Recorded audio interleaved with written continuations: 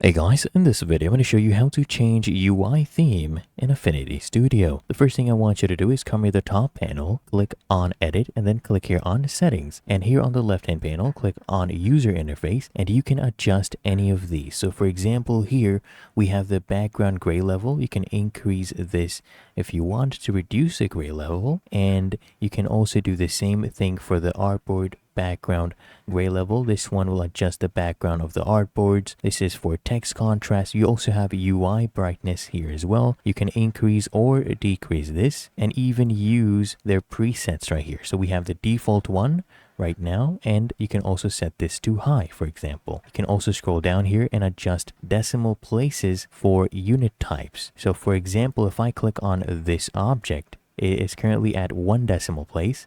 But if I go ahead and adjust this, I can increase the decimal places. Let's say 4 or 5 decimal places, as you can see. And now let's go ahead and reduce it back. And you can scroll down here and toggle these on as well and customize as per your preferences. And then finally, just come here and click on Close. It will automatically save. And that is how to change UI theme in Affinity Studio.